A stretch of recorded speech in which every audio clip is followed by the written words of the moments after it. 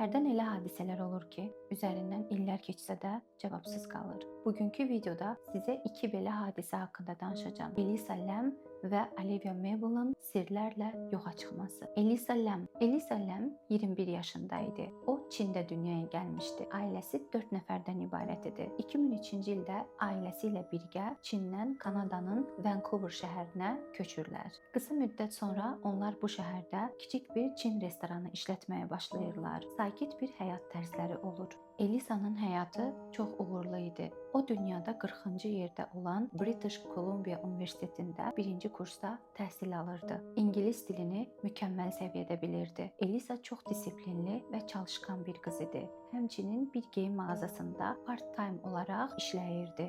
Sonradan o bankda işləməyə başladı. Elisa'nın ən böyük hobbisi tək başına səyahət etmək idi.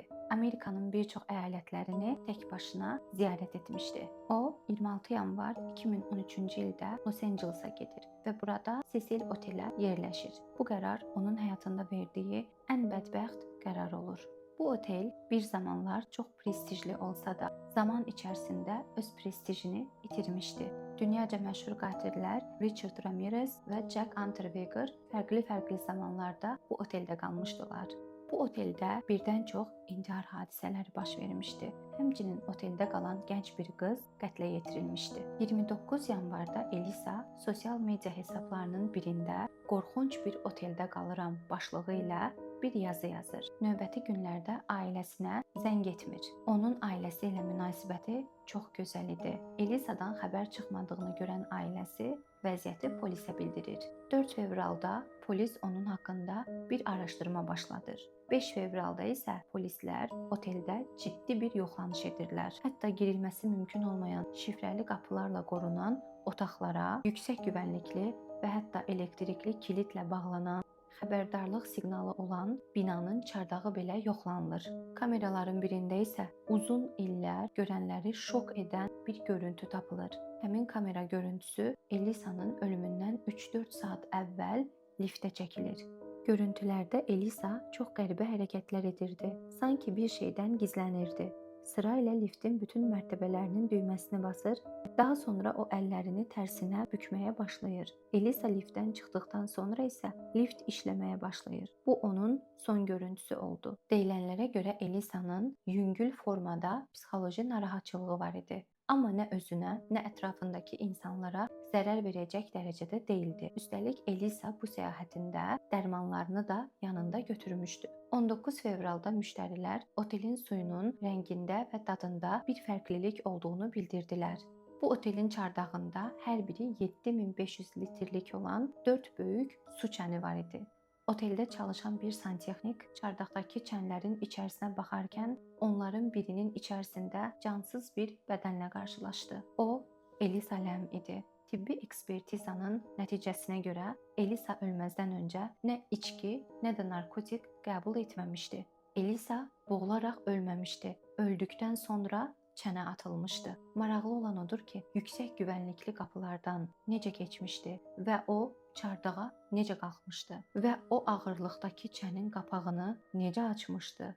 Açsa belə o çənin qapağını necə örtmüşdü. Sıra ikinci hekayəmizdədir. Bu hekayənin qəhrəmanı Olivia Mabel'dır. 27 fevral 1994-cü ildə Texas əyalət polis dairəsinə bir zəng gəlir. Amma zəng edən şəxs heç cür danışmır. Polis ünvanı tapır və həmin ünvana doğru gedirlər. Kənardan tərk edilmiş kimi görünən evə daxil olarkən çox sirli hadisələrlə qarşılaşırlar. Bu evdə bir zamanlar Travis və Olivia Mabel adlı gənc bir ailə yaşayırdı. 1983-cü ildə ilk uşaqları Adam doğulduqdan sonra onlar təmiz havası və geniş ərazisi olan bir yerdən ev alırlar. Bu ev Selina qəsəbəsində yerləşirdi. 13 mart 1991-ci ildə balaca oğlan təmiz havada oynamaq üçün evdən çıxır, amma axşam olur, evə qayıtmır. Valideynləri onu axtarmağa çıxarkən evlərinin yaxınlığında bir gölün içində cansız bədənini tapırlar. Uşaq bu gölə düşüb, köməksiz qalıb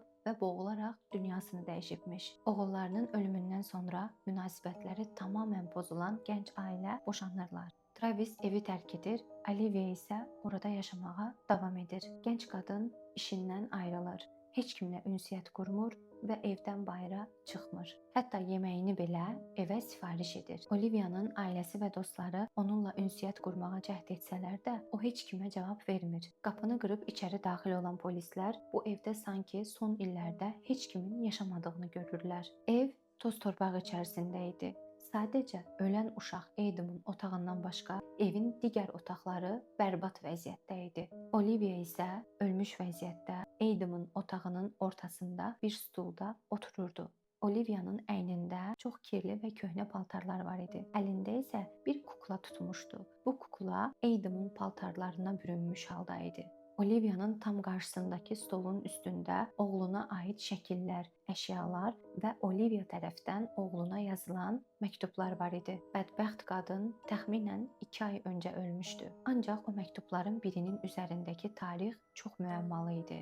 Olivia'nın 2 ay öncə ölməsinə baxmayaraq, həmin məktubun üzərindəki tarix polislərin həmin gecə o evə gəldikləri tarix idi. Həmin məktubda bu cümlələr yazılmışdı. Adam, çox üzgünəm, məni bağışla. Buna icazə verməməli idim.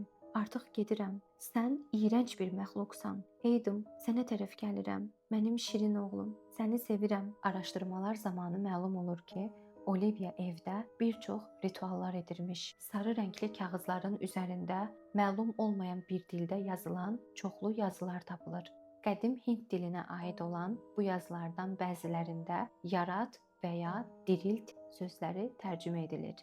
Olivia bir tulpa yaratmaq istəyirdi. Tulpa rituallarda yaradılan paranormal bir varlıqdır. Əfsanələrə görə ölən insanı yenidən həyata qaytarmağa yardım edir və ya o ölmüş şəxsin şəklini alır.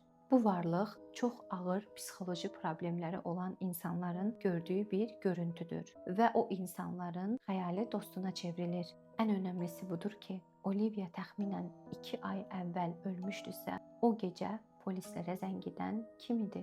Bəs Olivia oğluna yazdığı o məktubda kimin haqqında şeytani varlıq deyə bəhs etmişdi? Bu ev uzun illər boş qaldı.